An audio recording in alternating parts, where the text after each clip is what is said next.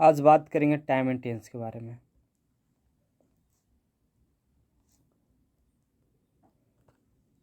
Time and tense का एक video पहले से है अपलोड मेरा चैनल पे, जो कि बेसिक लेवल का है, पर आज उसके जो है पार्ट 2 है।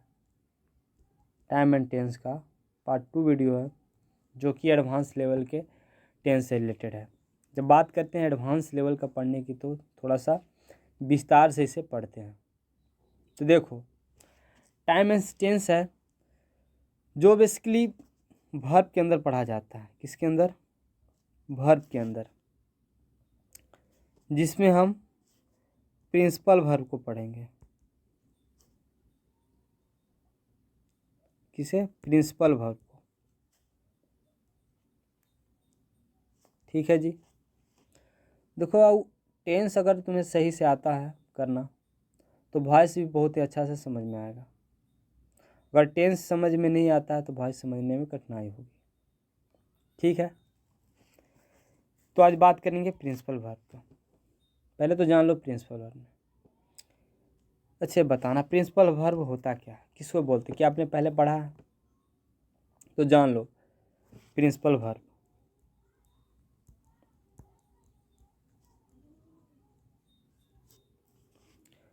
जो वाक्य में मुख्य रूप से कार्य करे, उसे प्रिंसिपल वर्ब करते हैं। मुख्य रूप से कार्य करना मतलब जैसे कि हो गया गो, रन, प्ले। ये जो क्रिया है मेन क्रिया है, यानी कि मेन वर्ब जिसे बोलते हैं। ठीक है, या उसे हम प्रिंसिपल वर्ब भी बोल सकते हैं, या जिससे सहायक क्रिया से सहायता प्राप्त हो। या क्या बोल सकते हैं हम दूसरा चीज़? पहला फैक्ट्स क्या है इसका, कि जो वाक्य में मुख्य रूप से कार्य करे, यानी कि जो मेन काम कर रहा है, जैसे खेल रहा है, कूद रहा है, दौड़ रहा है। ये क्या हुआ? पहला चीज़, पहला फैक्ट्स। सेकेंड फैक्ट्स क्या है?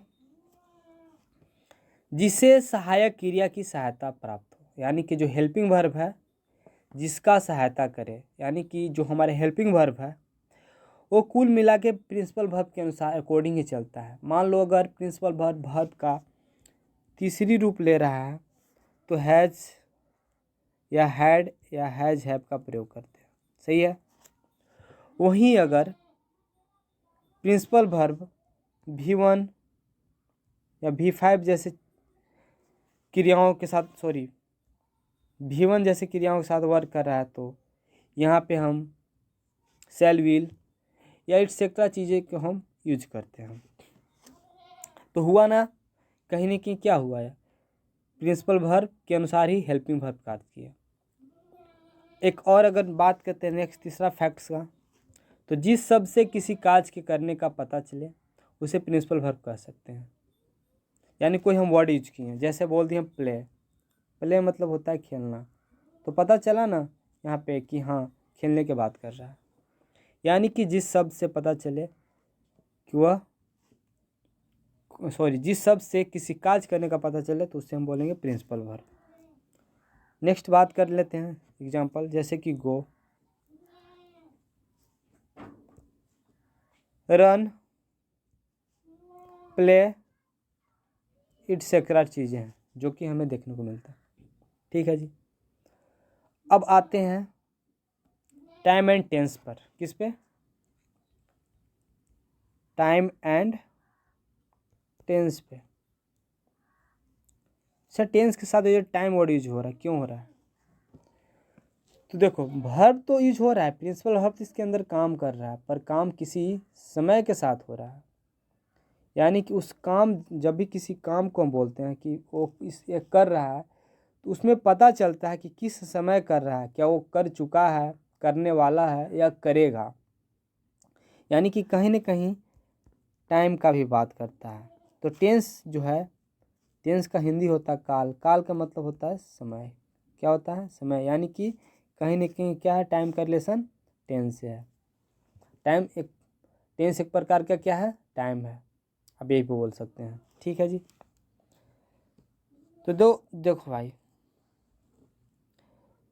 अगर बेसिक चीज़ें आपको पता होगा कि टेंस 3 टाइप्स के होते हैं, प्रेजेंट, पास्ट, फ्यूचर। इसमें कोई बताने की आवश्यकता नहीं है, ठीक है। अब आते हैं tense with present time. Tense with present time, ये जो हमारा टेंस है, किसके साथ बात करेंगे टेंस को? प्रेजेंट टाइम के साथ। टेंस विथ प्रेजेंट टाइम, ठीक है। देखो बात करते हैं प्रेजेंट इंडेफिनिट टेंस का। तो बेसिक सी चीज़ है कि अगर जो नियम होता है, क्या होता है, सब्जेक्ट प्लस V1 या V5 plus object plus other word. दूसरा स्ट्रक्चर की बात करें तो हो जाता है हमारा सब्जेक्ट प्लस डू या does plus V1 plus object plus other word. सही है। या ये भी कर सकते हैं, सॉरी डू डज के बाद नोट लगता है, भूल गया यहाँ पे, ठीक है। तो ये सब चीज़ें हैं जो कि तुमने बेसिक टेंस के अंदर में पढ़ा होगा, पर हमें यहाँ एडवांस की बात करते हैं। कुछ ऐसे चीज़ें जो उसमें हमने नहीं बताया आपको। एक चीज़ जानो प्रेजेंट टेंस के अंदर में, जिसका प्रेजेंट इंडेफिनिट टेंस के अंदर, वो क्या है दोस्त? कि सबसे पहला चीज़ पहचान, जो कि बहुत ही आवश्यक होता है लोगों को। आपने अभी तक पूज्य दादाओं के तहत जिसे हिंदी वाक्य क्रिया के अंत में ता है, ती है, ते है इत्यादि लगा रहे, तो उसे प्रेजेंट इंडेफिनिट टेंस का वाक्य माना जाता है। ये चीज़ आपने अभी तक सुना है, लेकिन ये जो बात है सरासरी बकवास है। क्या है? बकवास। ये जो बोलता है ता है, ती है, ते हैं, ये सरासरी बकवास है। देखो बचपन में बता दिया जाता है कि चंदा मामा फलाना ठिकाना, जो चीज़ें हम लोग को बता दिया जाता है, पर सबको पता है जब हम लोग मैच्योर होते हैं तो चीज़ों को हम समझ पाते हैं कि हमें बुड़ोक बनाया जा रहा था। तो सेम चीज़ ये भी है। अब आप क्या हो गए हो? मैच्योर हो गए हो, बड़े हो गए हो आप। कहने के आप 12th या 11th या उससे ऊपर हो, तो इस चीज़ को आप जान पा रहे होंगे कि जो ता है ती है का जो नियम था, कहीं ना कहीं क्या था? बकवास था। तो सही नियम क्या है दोस्त? बात करेंगे आज हम इसी रूल्स के बारे में। किसके बारे में? रूल्स एंड इसका जो यूजेज है उसके बारे में बात करेंगे आज, कि प्रेजेंट टेंस का क्या रूल्स है और क्या उसका प्रयोग है, इसके बारे में हम बात करेंगे। तो रूल्स नंबर फर्स्ट, तो बात करते हैं इसी रूल्स को सही से जान लेते हैं। क्या होता है? पहला जो नियम होता है, to shows a present habitual action. देखो दोस्त, इंसान का एक्टिविटी से, एक्शन से मतलब ऐसा वर्ड्स जो कि उसका जो एक्शन है उससे पता चले कि यह प्रेजेंट टाइम में चीज़ें हो रही हैं। यानी कोई जो चीज़ है वो ये शो कराए यह प्रेजेंट में हो रहा है, इस समय में हो रहा है। ताहत ये कोई मतलब नहीं निकलता, चीज़ों को समझ में आना चाहिए। जैसे मैंने कुछ बोला तो लगे कि हाँ ये अभी अभी कार्य हुआ है, तभी हम बोल सकते हैं प्रेजेंट है, अन्यथा नहीं बोल सकते। सिंपल सी बात है। क्योंकि देखो हमें जो पढ़ते हैं क्या है कि हमारा एक भाषा हिंदी है, कुछ लोगों की भाषा अंग्रेजी होती है। तो कोई चीज़ के जैसे हमने कुछ बोलते हैं कि तुम क्या करते हो, ये चीज़ सवाल हो गया मेरा। बट वही सवाल होते हैं, कुछ ऐसे भी होते हैं कि तुमको पता है, तुमको पता है, बताना एक चीज़ यार, ये जो वर्ड है इस वर्ड को लोग ज़्यादातर सवाल पूछने के लिए कर देते हैं, तुमको मालूम है। तो इस तरह की चीज़ है जो कि देखने में क्या लग रहा है? अफर्मेटिव सेंटेंस, लेकिन है क्या? इंट्रोगेटिव लोग यूज कर लेते हैं। तो सेम चीज़ इसमें भी है, ठीक है। तो हम बात करेंगे पहला जो रूल्स है वो क्या है? To shows a present habitual action, मतलब कि एक्शन से ही पता चले कि वो क्या है, प्रेजेंट टाइम का है। जैसे कि बोल दे कि मैं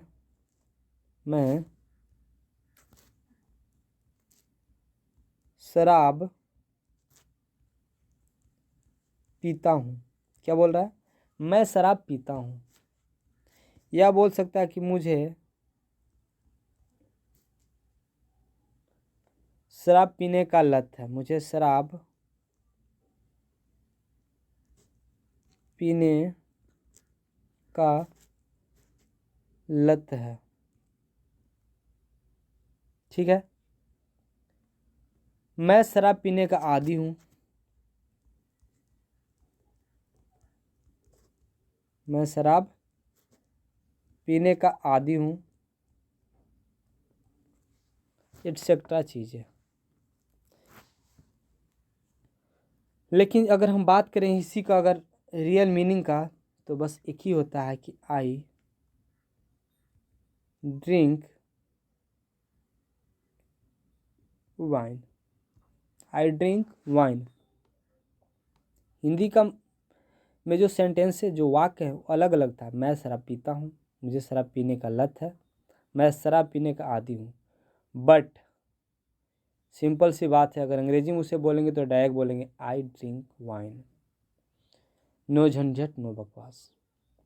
हिंदी में चीज़ें अलग अलग थे, लेकिन अंग्रेजी आते ही मतलब चेंज हो जाता है। जैसे मान लो कि एक होता है ना कि है जब का जो प्रयोग करते हैं, उसके अंदर क्या होता है कि मैं कलम रखता हूँ, मेरे पास एक कलम है, यह मेरा कलम है। सॉरी, मैं एक कलम रखता हूँ, मेरे पास एक कलम है, मेरा एक कलम है। लेकिन सबका जो मतलब निकलता है लास्ट में, आई हैव ए पेन। एक ही बार में कहानी कंप्लीट। सेम कंडीशन यहाँ पर भी है। तो ये ज़रूरी नहीं है कि का हो रहा है लास्ट में, ज़रूरी ये होता है कि इसका मतलब क्या निकल रहा है। अगर प्रेजेंट टाइम शो कर रहा है तो प्रेजेंट टेंस समझेंगे, उसके अनुसार ही इसको बना देंगे। ठीक है जी, चलिए आते हैं सेकेंड रूल्स एंड यूजेस के बारे में। जो सेकेंड है वो ये होता है कि to show a present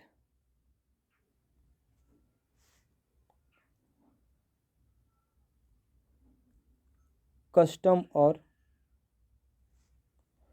ritual. जैसे कि हिंदू लोग मंदिर में पूजा करते हैं। क्या बोलता है, हिंदू लोग बोलते हैं, लोग ने हिंदू लोग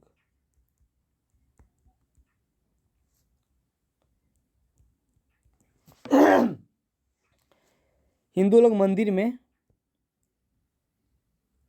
पूजा करते हैं। वहीं ये भी बोल सकते हैं हिंदुओं की मंदिर में पूजा करने की परंपरा है। हिंदुओं की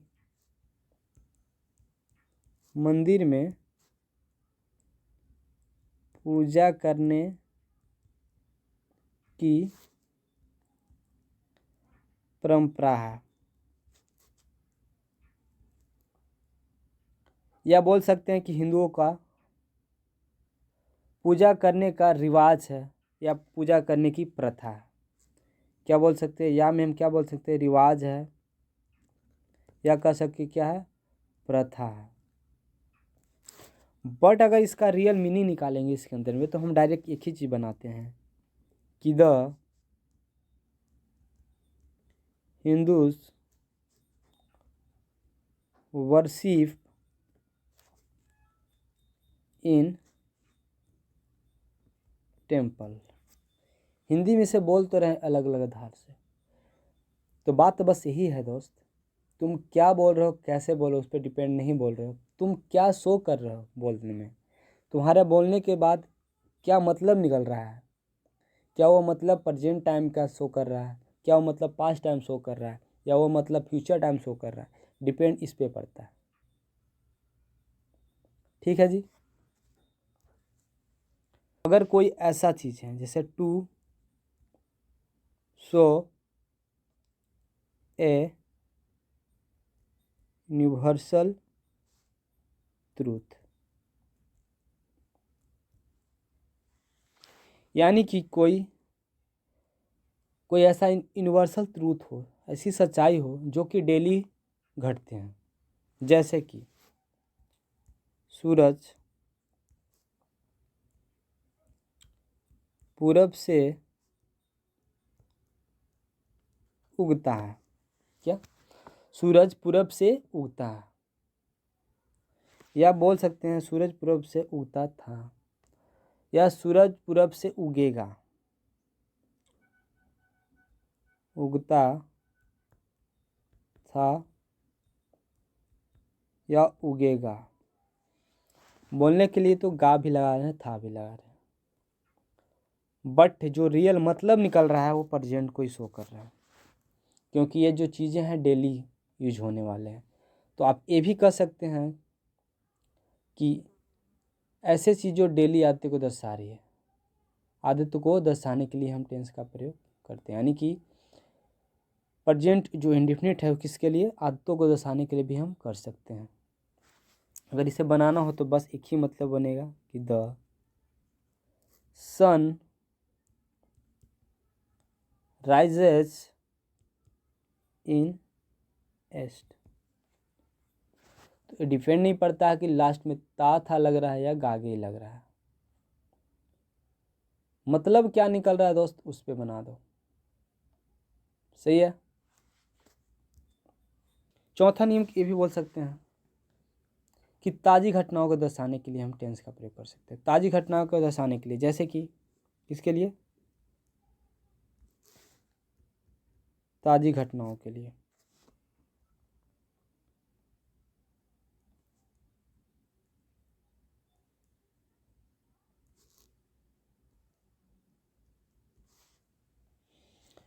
ताज़ी घटनाओं के लिए भी इस टेंस का यानी कि इंडेफिनिट का यूज कर सकते हैं। ऐसी चीज़ें जो बनाई गई हो, जैसे कि मान लो हम लिख दिए SEBI chief visits NS duck. ठीक है जी, चलिए आते हैं नेक्स्ट बात करते हैं। नेक्स्ट है कि लेखक की बातों को दोहराने के लिए इसी टेंस का प्रयोग करते हैं। लेखक की बातों को दोहराने का मतलब क्या होता है कि मान लो वाल्मीकि जी रामायण तो लिख चुके हैं एक बार, आज तो नहीं लिखे, बार बार तो नहीं लिखते हैं, एक बार लिख चुके हैं, बट जब भी हम बात करते हैं तो क्या बोलते हैं कि वाल्मीकि जी रामायण कहे हैं। राम जो वाल्मीकि जी क्या कहे हैं? रामायण कहे हैं, रामायण कहते हैं। यानी कि जब जो लेखक है क्या करता है, बुक के अंदर लिख देता है, यानी कि लेखक के बातों को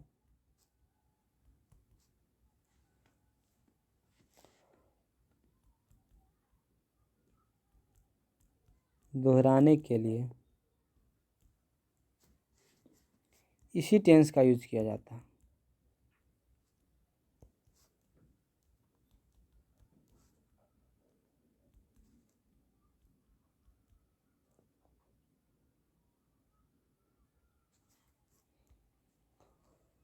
ठीक है, जैसे कि मान लो एग्जांपल, वाल्मीकि says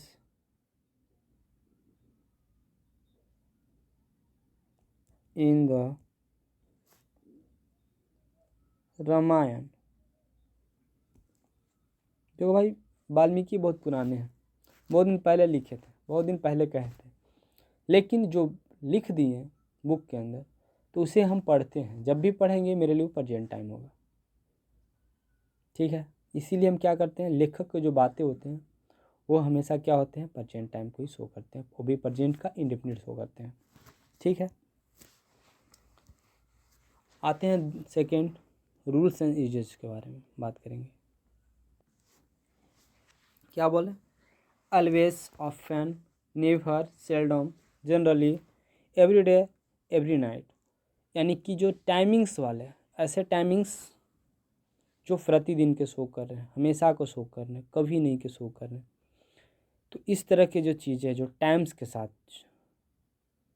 ऐसे चीज़ें जो टाइम्स वाले होते हैं, तो ये भी हमारे जो इन जो सारे शब्द हैं, इन शब्दों को हम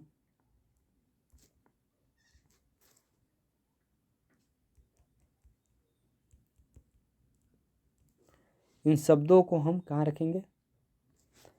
इंडेफिनिट के अंदर ही रखेंगे। प्रेजेंट इंडेफिनिट के अंदर ही रखेंगे। जैसे कि एक इलाहाबाद बैंक का क्वेश्चन था, जिसके अंदर आया था, किसका क्वेश्चन है? इलाहाबाद बैंक का।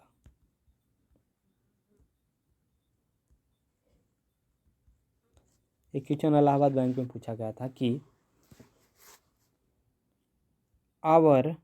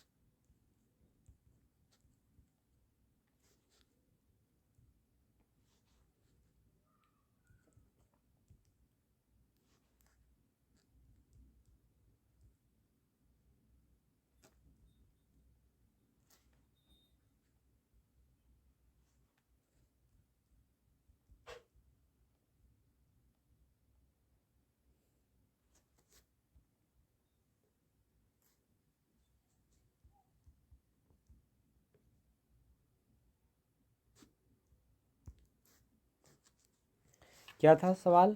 कि our customer are always visit our branch to discuss their problems with our staff. किसके साथ? यहाँ पे विथ है, ठीक है ना, विथ आवर स्टाफ। किसका क्वेश्चन है? इलाहाबाद बैंक की। तो देखो जी, यहाँ पे क्या है?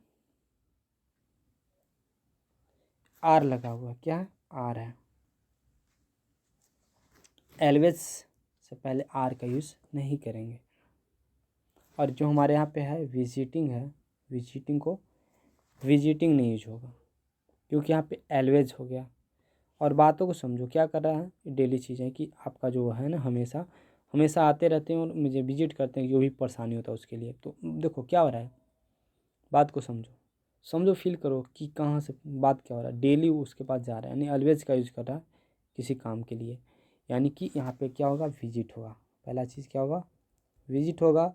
और यहाँ पे क्या होगा? आर नहीं होगा, ये होगा ही नहीं।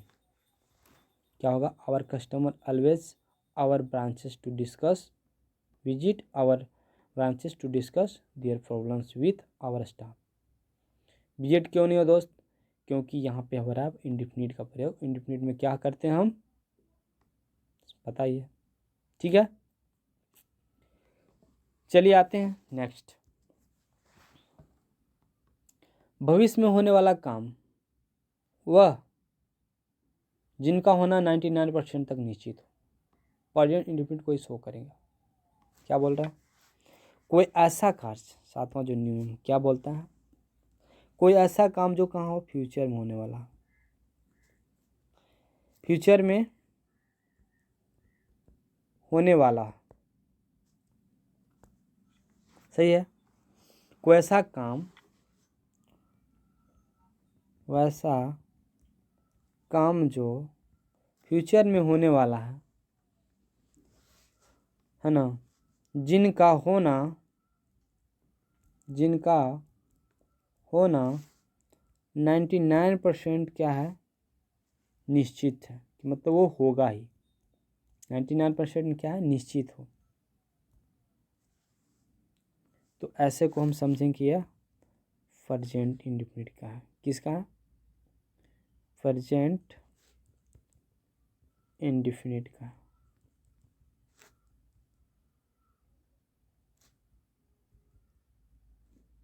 ठीक है जी, क्या समझेंगे इसको, यह प्रेजेंट इंडेफिनिट टेंस का। जैसे कि मान लो लिखा हुआ है कि मोदी जी को पटना आना है। क्या है, मोदी जी को पटना आना है। मान लो सब कुछ तैयारियां हो चुके हैं, स्टेज बन चुका है, माइक लग चुके हैं, जो भी छानबीन होते हैं सब कुछ हो चुके हैं, बस क्या है कल उनको आना है।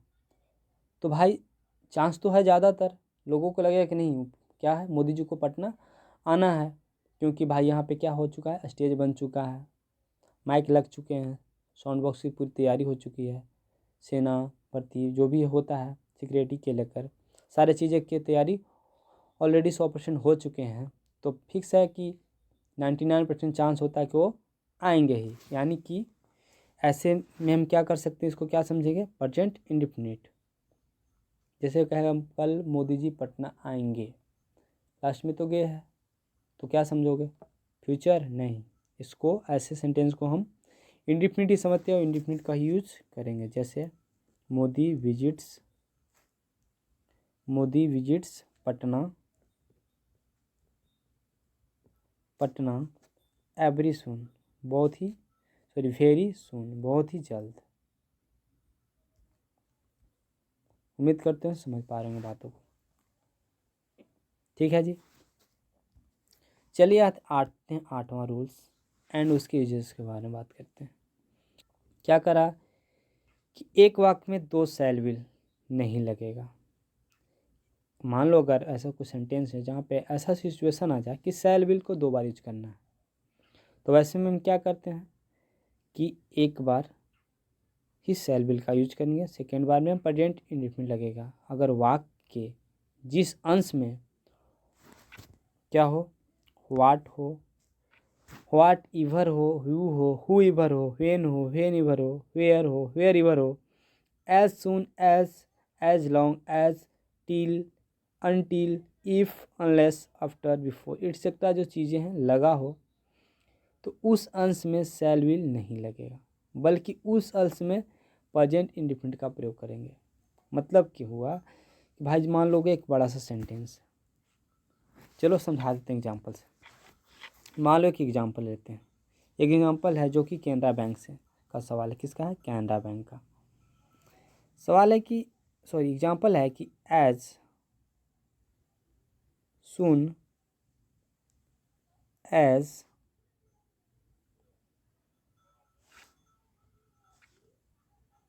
आई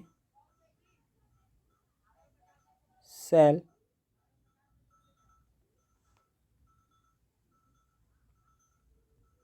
reach Patna, I shall send you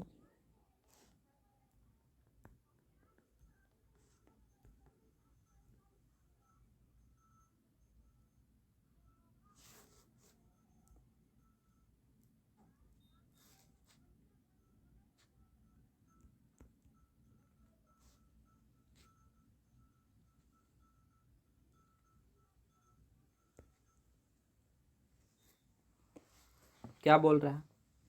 example है कि as soon as I shall reach Patna, I shall send you the book you have asked for. ठीक है,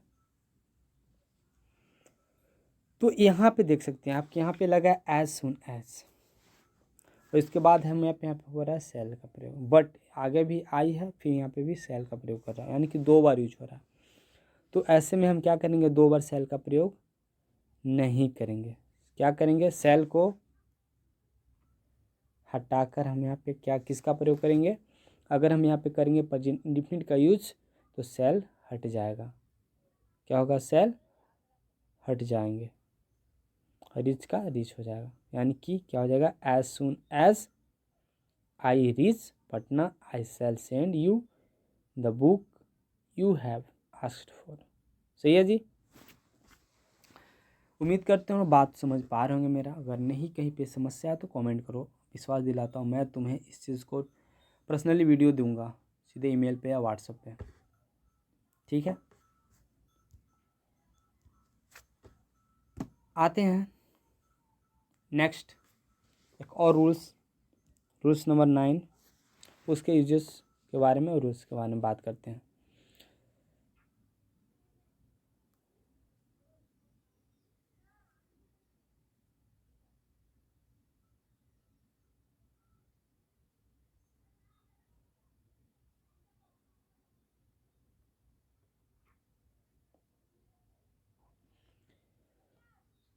रूल्स नंबर 9 कहता है कि मान लो अगर कोई ऐसा सेंटेंस हो जिसमें का स्टार्ट में क्या हो? देयर का यूज हो रहा। किसका? देयर का से आरंभ हो। क्या सेंटेंस हो जो हो किससे आरंभ हो? देयर से आरंभ हो। और इसके बाद यानी कि देयर के बाद क्या है हमारा? प्रेजेंट इंडेफिनिट का यूज हो रहा। प्रेजेंट इंडेफिनिट टेंस का यूज हो रहा।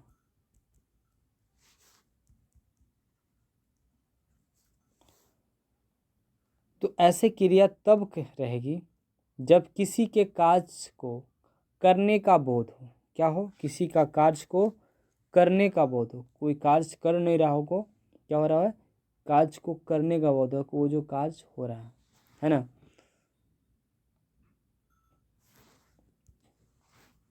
तो ऐसी अवस्था में हम वाक्य का जो संरचना है यानी कि उसका जो स्ट्रक्चर है, क्या हो उसका जो स्ट्रक्चर है वो इस प्रकार से हो जाएंगे। क्या होंगे? देयर प्लस V1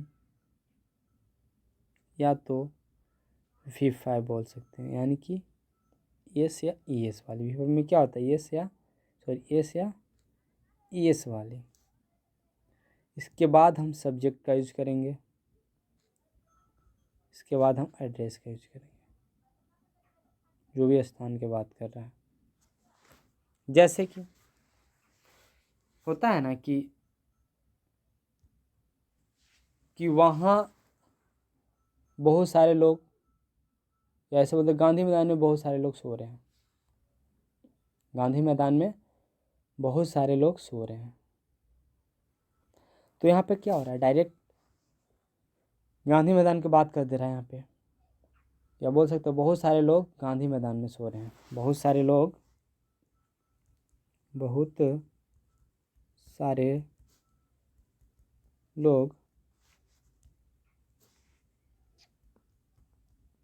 गांधी मैदान में सो रहे हैं।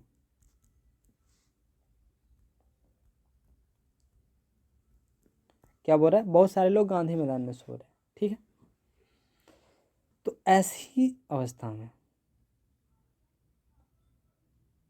क्या होता है? यहाँ पे हम देयर का प्रयोग कर लेते हैं।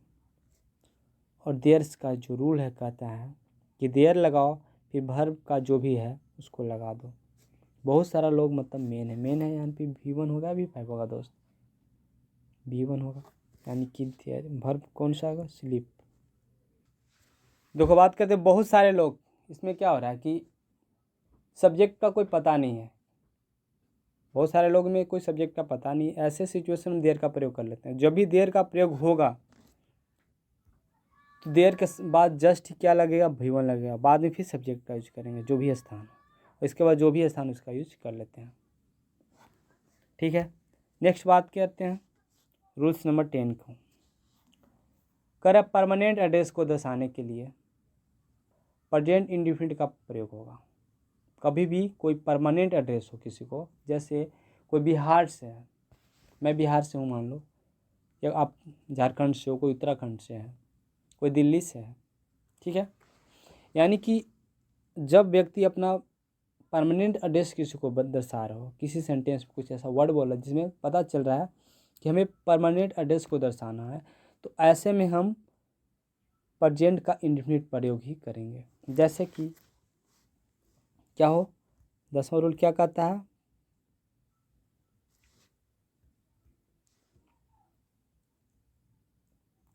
परमानेंट एड्रेस को दर्शाने के लिए प्रेजेंट इंडेफिनिट का प्रयोग करते हैं।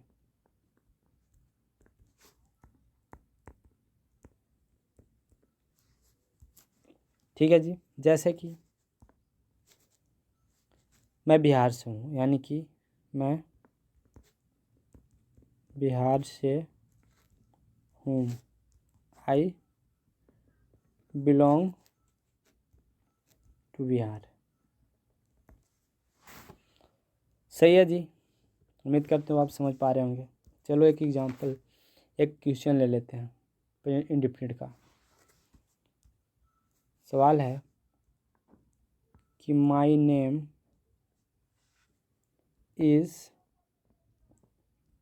Surendra, my name is